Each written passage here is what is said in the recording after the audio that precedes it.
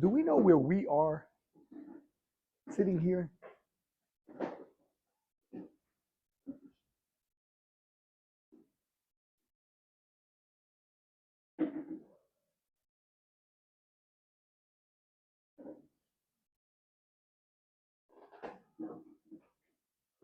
I remember years ago it hit me.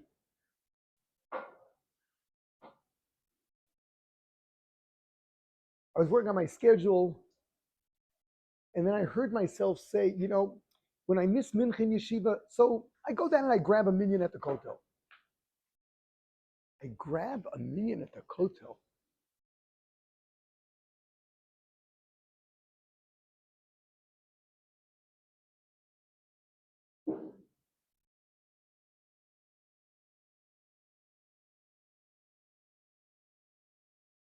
What our ancestors wouldn't have done to be able to come to Eretz Yisrael, certainly Yerushalayim and a kotel.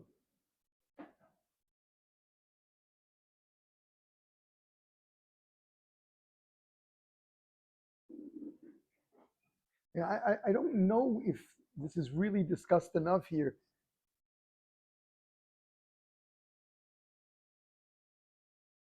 Perhaps people are afraid to start up with your parents, and any insinuation that you should consider moving to Israel someday may differ from their plans.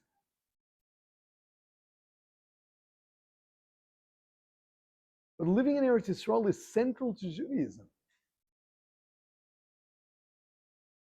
according to everybody.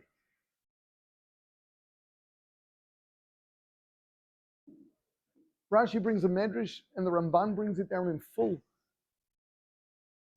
No mitzvah is complete when it's done in Chutz La'aretz.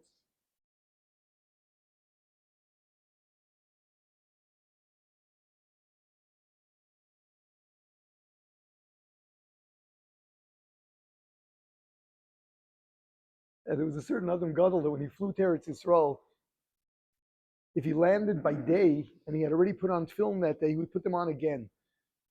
Because he said, I was only yotzi part of the mitzvah of tefillin this morning. Another bracha?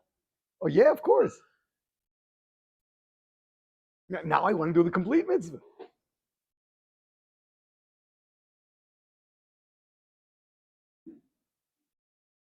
Rashi and Chumash brings us down, the Ramban stresses it.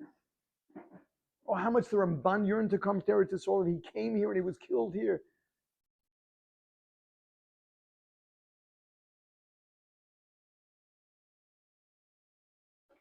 The Rambam tried living here, it just wasn't possible.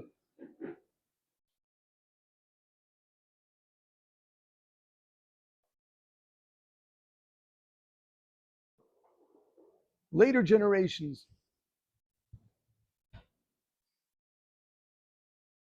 the Gra tried coming, the Chavetz Chaim tried coming.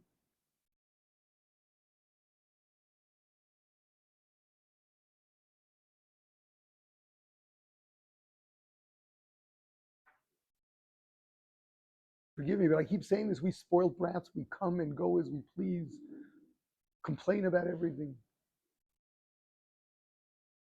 We're living in luxury here.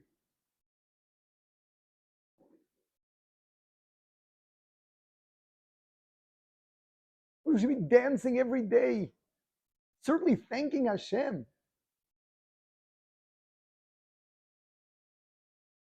what it's like, when they came, it was desert, there was famine. Look, the country's beautiful. You don't get all the junk food you want.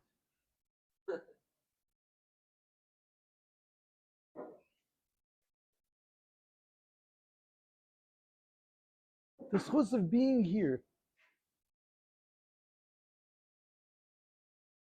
brought down the Amoraim when they were coming into Eretz Yisrael. How did they figure out if they were in Eretz Yisrael? They used to pick up the stones. They said the stones of Eretz Yisrael are heavier.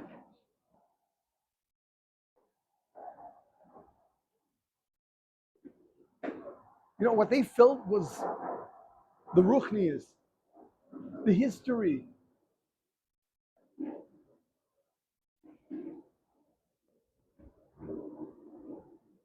Here's where the Nevi'im walked.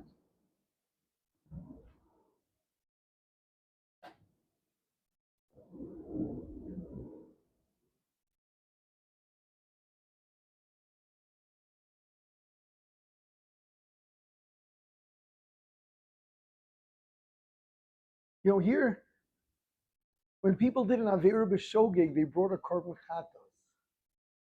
Can you imagine living like that? An Avera B'Shogeg.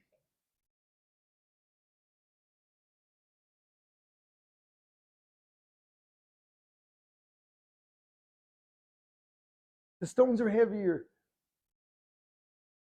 They've been impregnated by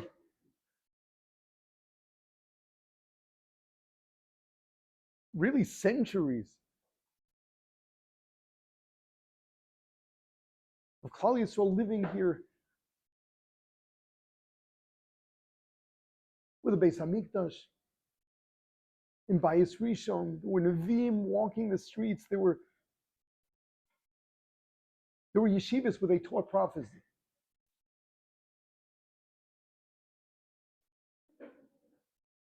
This is the land Hashem created for Klal Yisrael.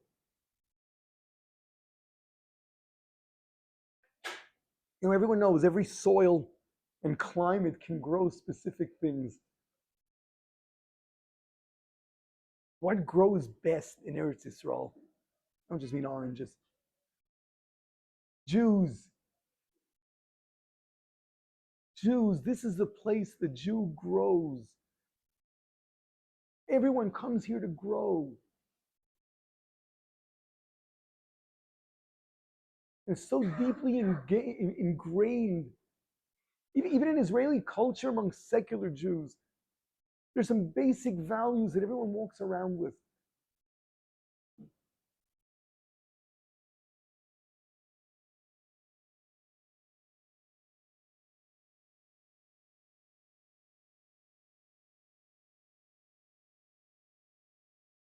Don't take it for granted.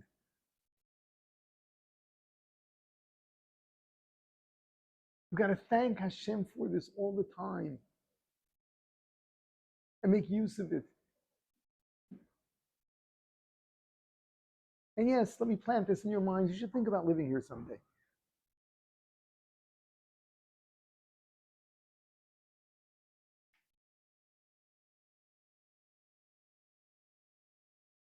This is where Jews belong.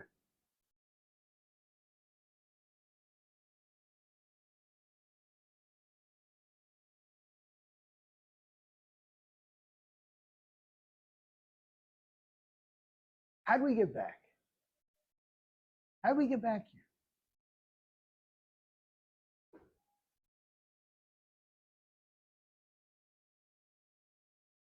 So it was the old Yishuv.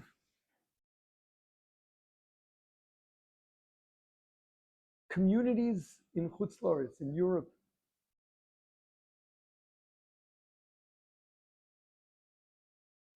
sent sort of representatives of their communities, the cream. Talmidei Chachamim Yirei Hashem, to come live in Yerushalayim, and they would support them.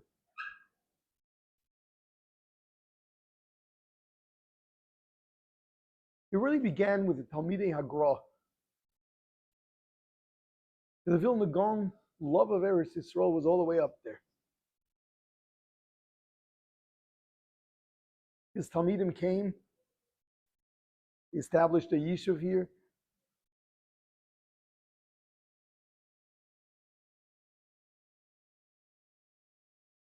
Then it was the Talmidim of the Chassam Sofer.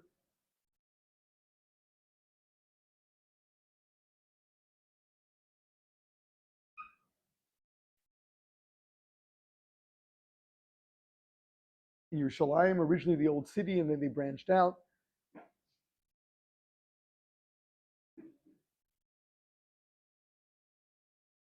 Tzfat, Petach Tikva.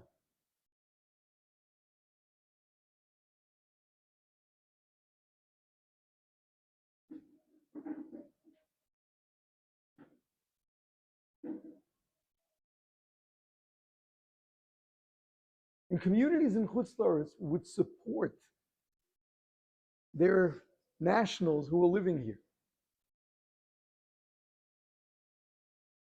So, for example, to this very day, you have in Yerushalayim, Botei Varsha, the Warsaw houses, a whole neighborhood that initially was built by money coming from Warsaw, for Polish Jews. Botei Ungarin, Hungarian ones. And smaller one, Botei Horodna, that was supported by the city of Grodno.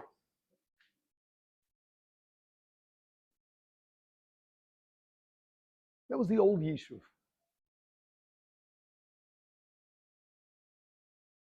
They lived in poverty. There was famine.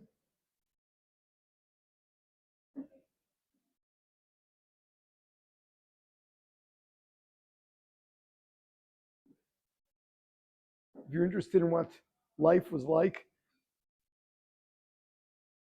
there's this book, Yerushalayim Shel Mala. Forgot what the translation in English is called. It gives you the story of the old Yishuv in Eretz Yisrael. Very inspiring. They were all special people.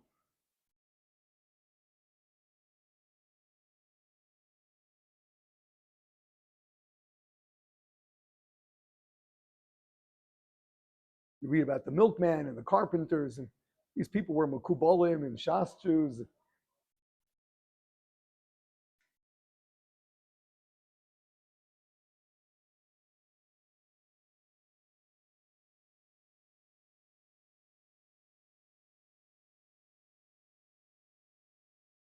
Then came the Zionist movement.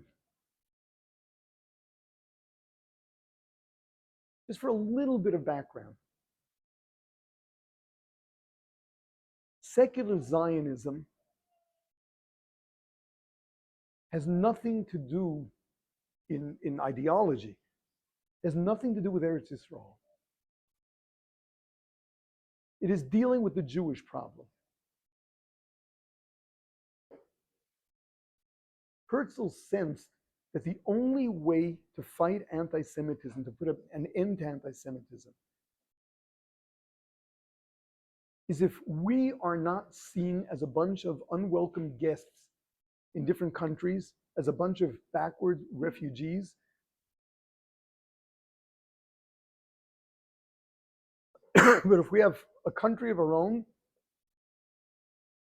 self-rule, a modern country, we will gain the respect of the nations. They're going to stop scorning us. They'll stop drawing us with big noses. They'll put an end to the blood libels.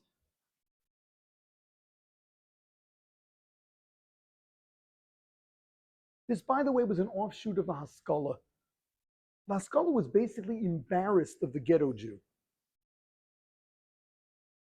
The world had advanced, and the way they saw it, we were still living in the dark ages. We were still peddlers.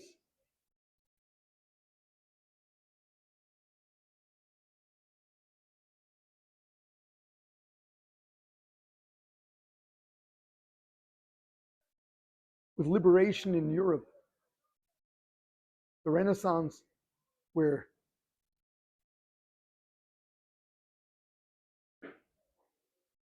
Jews were for once allowed into institutes of higher education, and we were no longer locked out of most professions.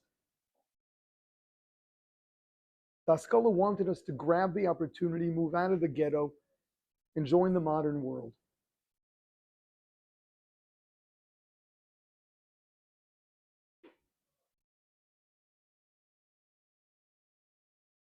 The fact that the ghetto Jew was not really living in the dark ages. His values were profound, light miles ahead of the world. His sophistication of thought. Jews were learning there was nothing to be embarrassed of.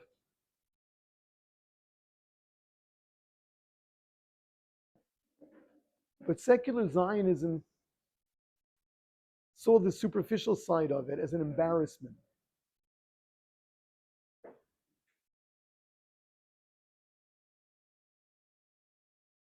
They too claimed that anti-Semitism was based on the fact that we were living in the Dark Ages.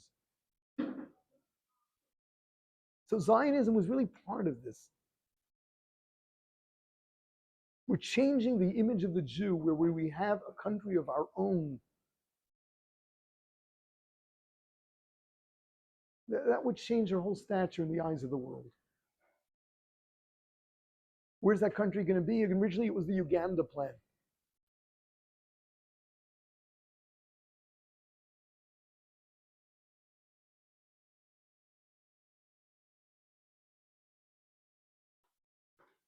Eretz Yisrael was not ideal because it was understood that you're surrounded by Arabs who are not going to be very open to the idea.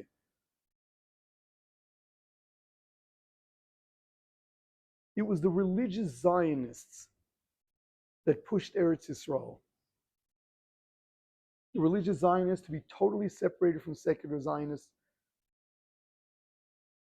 They were not part of the Haskalah. It did not come as an embarrassment of what the ghetto Jew looked like.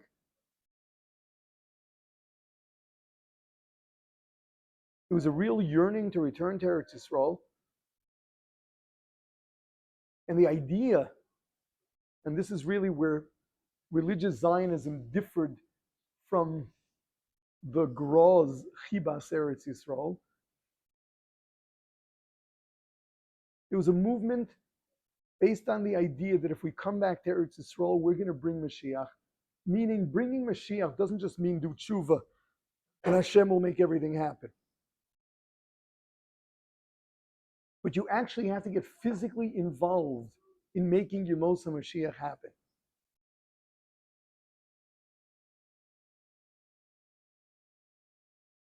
This is a real question in how to learn up a medrash.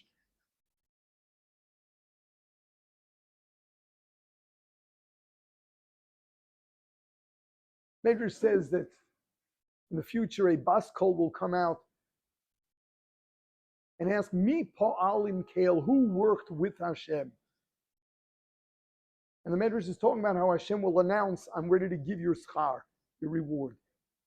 What does it mean to be Pa'al im Kale? Pashib Shat in the Medrash is who did Torah mitzvahs. And if you read the Medrash on, that's what it sounds like. Religious Zionism saw in this Medrash that Hashem wants us to do the hishtadlus of bringing Mashiach. Work with Hashem. Help bring destiny about.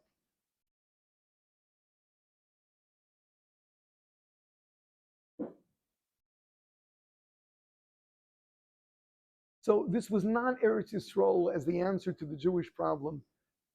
There were no illusions that moving to Eretz Yisrael would now get rid of anti-Semitism. That's all a secular dream. Religious Zionism saw it as if we return to Eretz Yisrael, we're going to bring Mashiach.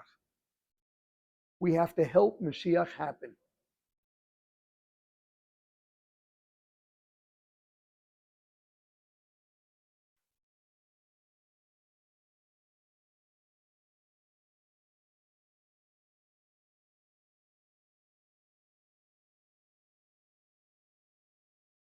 Well, originally it was the Turks that ruled over the country.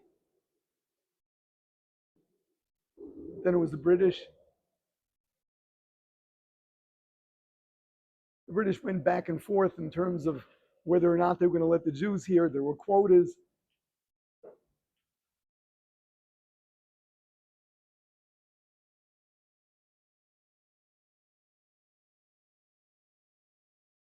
For the most part, the majority of those who came were secular Zionists.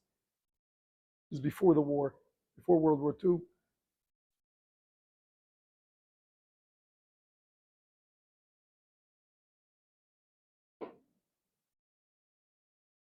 Many ask, why is it that the rabbinical leadership before the Holocaust who saw where things were headed, why didn't they encourage people to come to Eretz Yisrael?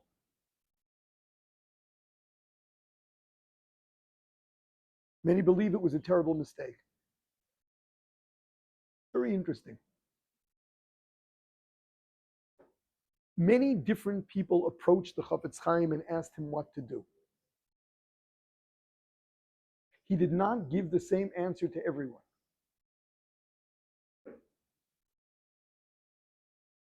To some he said, Ubahar Tzion Tia Pleta V'Aya Kodesh. Europe is going to be destroyed. Eretz Yisrael is going to be spared. Go there. To others he said, get married here, leave over a zecher. You're not going to make it, but your child will survive. Why he told some to stay and others to go is difficult to say. It's been speculated that he would size people up. The ones he knew that would come to Eretz Yisrael and stay frum, he sent to Eretz Yisrael. And the ones he thought would fry out, he told to stay in Europe. Better dying al Kiddush Hashem than becoming not frum. It's a bit wild, but there are many who say that that's what the Chafetz Chaim believed.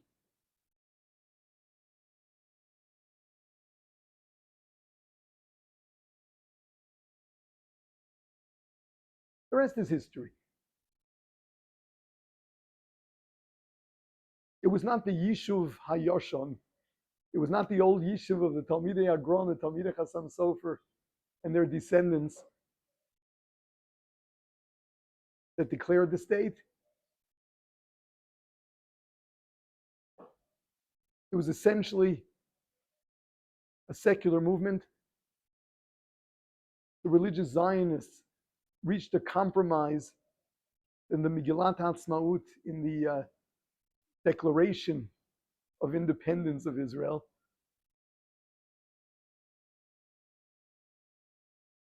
There was at least an indirect mention of Hashem. He was referred to as Tzur Yisrael, the Rock of Israel. That was as far as the secular Zionists were willing to go. The state was declared, the war broke out.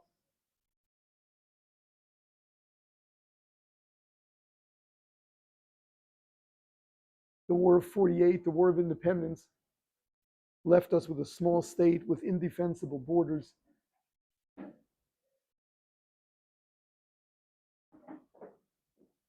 There were lots of little wars in between. Then came 67.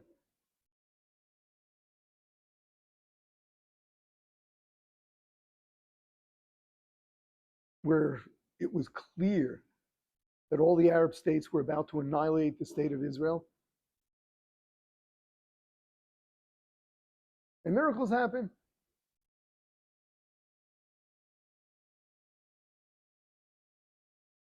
The borders changed. We got the old city back. We're here.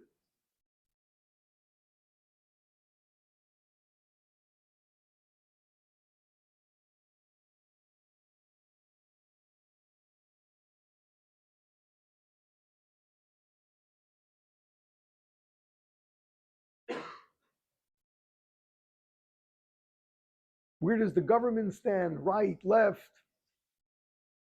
We've had them all.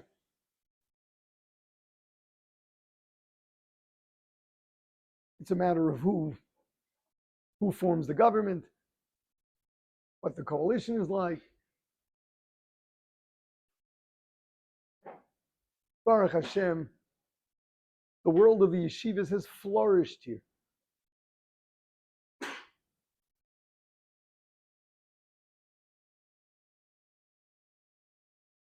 But so much of the country is not frum. The non-frum have the majority.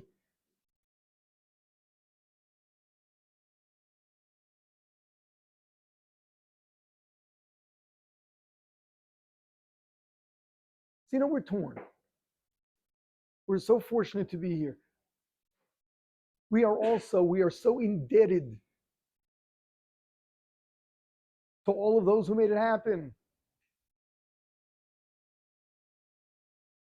Not only those who gave their lives for it, but even those who survived. Because the soldier didn't die, we don't owe him thanks.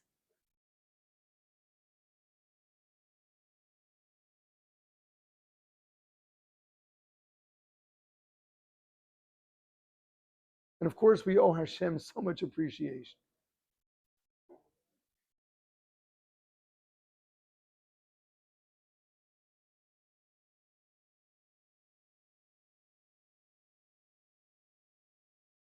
Tomorrow is Yom Hazikaron, remembering the fallen, both in the IDF, the sort of armies that preceded the IDF before the state, and what was added to it was also terrorist victims.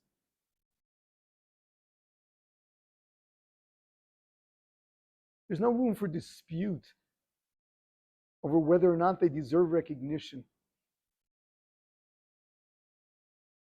How callous can you be to not feel the pain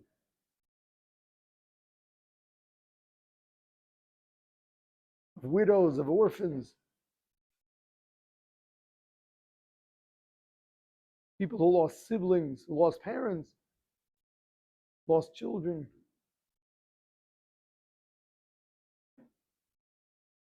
There's nothing to argue about.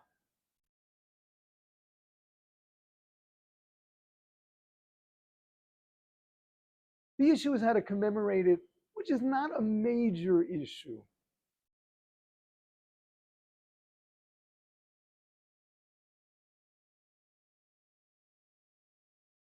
A frum Jew finds it a bit feeble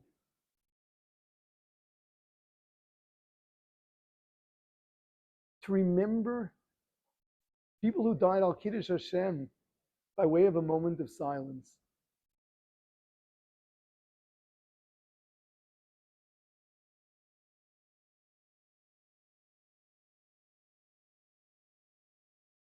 We say Avarachnim on Shabbos for all those who died al Kiddush Hashem.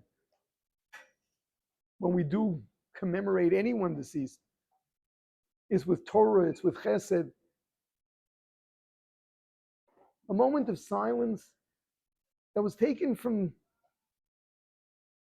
the non-Jewish world because they have nothing more constructive to do.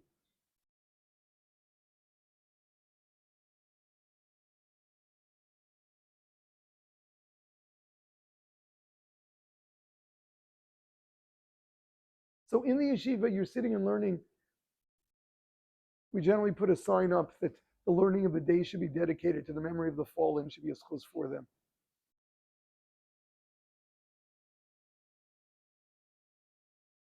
If for some reason you're not in the base medrash, you certainly don't ignore the siren.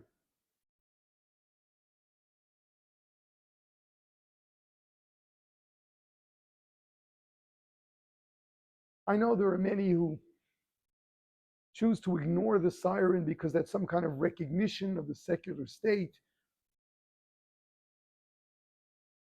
So first of all, the state is a reality. It's not for us to decide whether or not we recognize it. You live in the US. Do you recognize the government? You want to declare you don't recognize the government because they do terrible things? Joke's on you.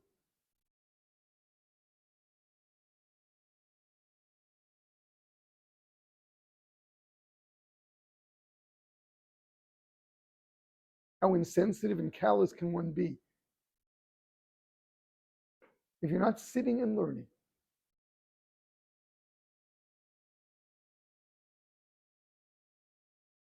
You don't just carry on in your merry way during the siren.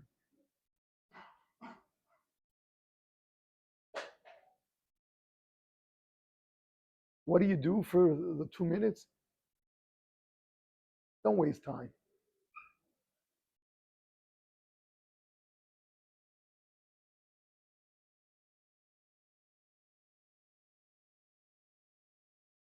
Learn, say Tillim. If you're in public and it looks like you're ignoring the siren. So just stand there and think about good things.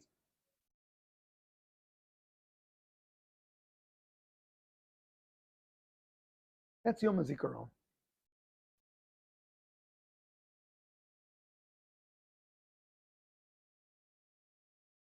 Simple bein adam lachavero.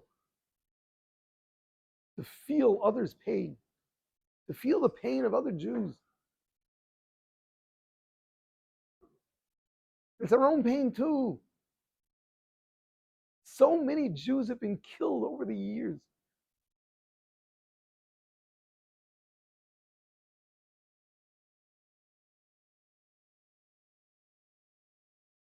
Only because we're here in Eretz Yisrael.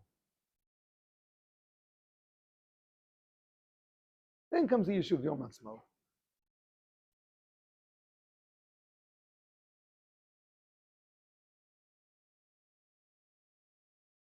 And you got to be so thankful that we're here.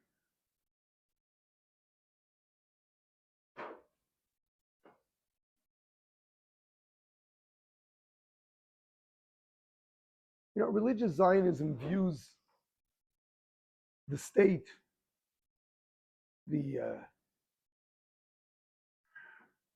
as Reshit Smichat Gulatenu. It's the beginning of Malchus Yisrael that will culminate in Mashiach.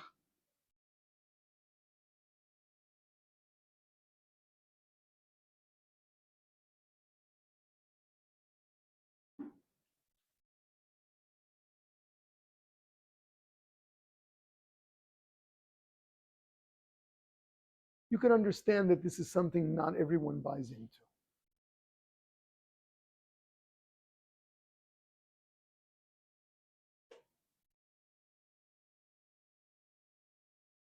In terms of Hallel, that's a technical question.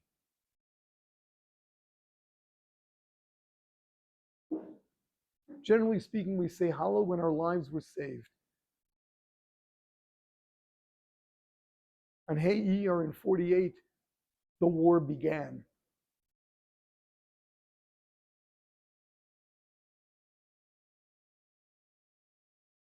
So why is Hallel recited by religious Zionists?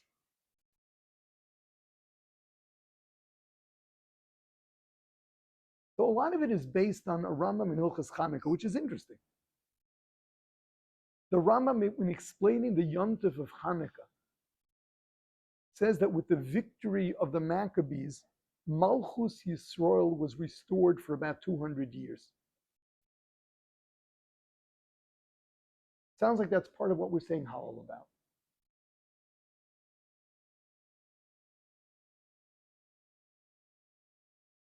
Now, the Malchus Yisrael, the Jewish kings following the story of Hanukkah, were not the greatest. They were not from the family of David. They were not from Malchus-based David. They were from the Chashmonaim.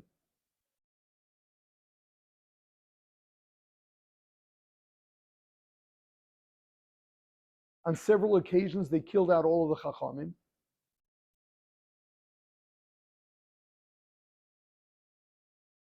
They were not the greatest tzaddikim.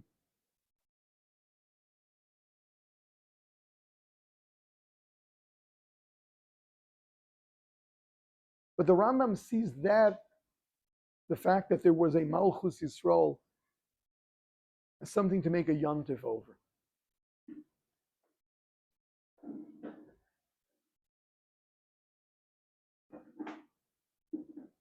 So the poskim in that camp claim that Hey Iyar fits the bill.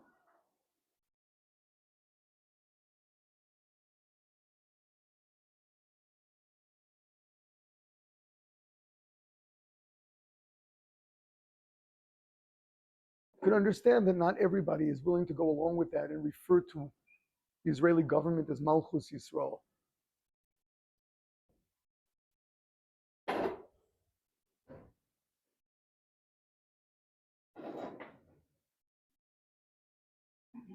The yeshiva per se does not say Hallel.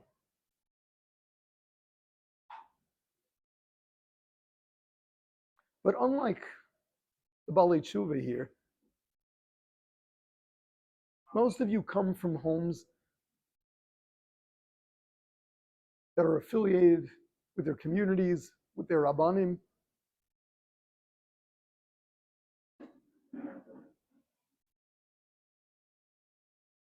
And we're not here to try to convert you to some other form of orthodoxy.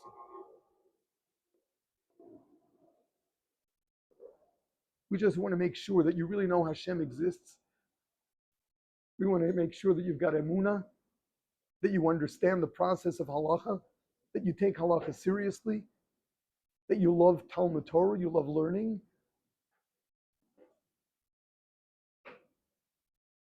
That you understand that part of being Jewish is working on your midos. That you develop Avos Yisrael and a feeling of responsibility for Klal Yisrael.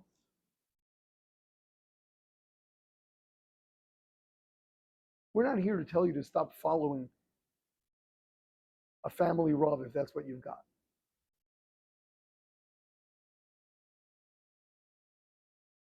For Geshe, we do not see that it is our place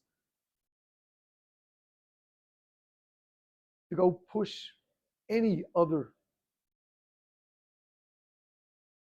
ideology.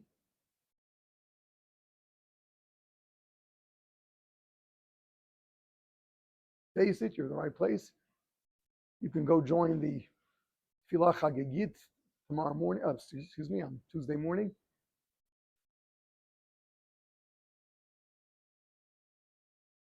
We generally do have a barbecue. Have one this year? Yeah.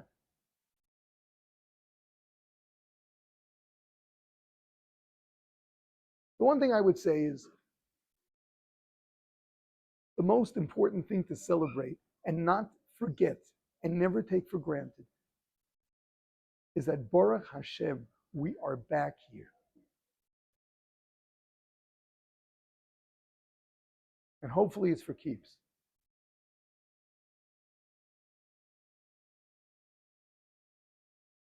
Be thankful, love the land,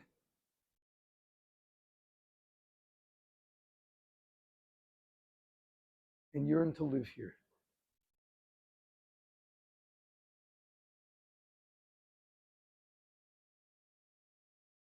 That's our story.